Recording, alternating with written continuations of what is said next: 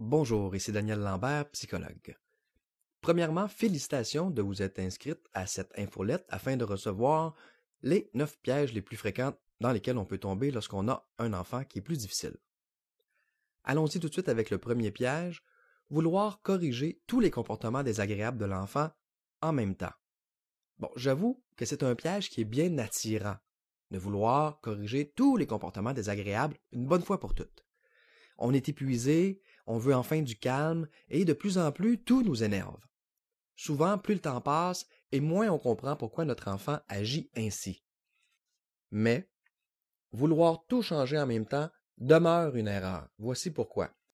Si vous vous mettez à reprendre votre enfant chaque fois qu'il n'agit pas bien, et qu'il a beaucoup de choses à améliorer, premièrement, votre enfant risque de conclure qu'il ne fait pas grand-chose de bien, qu'il vous déçoit plus souvent qu'autrement, et peut-être même que vous ne l'aimez plus. Deuxièmement, lorsque nous pensons que peu importe ce que nous faisons, nous ne serons jamais à la hauteur, on risque de tout abandonner, de ne plus faire d'efforts du tout. Et ça, on ne veut pas ça, bien évidemment. Troisièmement, plus vous passez du temps à reprendre votre enfant, plus vous concluez vous-même qu'il n'est vraiment pas drôle et vous redoutez de plus en plus des moments que vous devez passer avec lui. C'est normal, ces comportements vous épuisent. Et finalement, quatrième raison pour expliquer pourquoi changer tous les comportements désagréables des enfants en même temps, ce serait une erreur. Mais le problème, c'est que plus nous percevons une personne négativement, plus nous risquons de voir en premier ses défauts et même peut-être d'ignorer ses qualités, ses bons coups. Lorsque votre enfant agira bien, par exemple, vous vous demanderez ce qu'il a à se faire pardonner pour être aussi gentil. Puis lorsqu'il agira mal, vous ne serez pas étonné. On ne veut pas ça. C'est un cercle vicieux qu'il faut briser.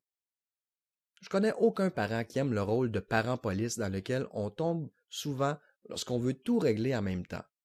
Tout ce qu'on fait, c'est qu'on surveille puis on punit. Personne ne veut ça jour après jour. Personne. Alors, c'est quoi la solution? Mais pour sortir de ce rôle-là de parent police, il faut changer les comportements de votre enfant, bien sûr, mais graduellement, un à la fois. C'est facile de frapper, de crier puis de pousser. On n'a pas besoin d'apprendre ça. Il suffit d'être en colère. Mais apprendre à être patient avec sa petite sœur, attendre son tour, se faire dire non et bien réagir, ça, c'est difficile. Ça s'apprend, mais ça demande du temps. Donc le principe de base à respecter, c'est que plus votre enfant va vivre de réussite, plus il va être encouragé, plus il va gagner en confiance en lui. Et puis ça va l'aider à s'attaquer à d'autres comportements à changer.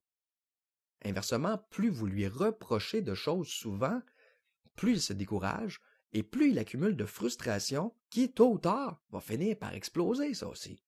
Et c'est justement ça qu'on veut éviter. Donc, choisissez des comportements, idéalement plus simples à changer au départ. Concentrez-vous sur ces comportements-là seulement. Encouragez votre enfant, soulignez ses réussites et ses efforts. Ça va l'encourager, ça va lui donner une confiance en lui et ça va lui donner le goût de s'engager dans le processus de changer des choses et il va avoir la force ensuite de s'attaquer à des plus gros comportements et à réussir à les changer eux aussi.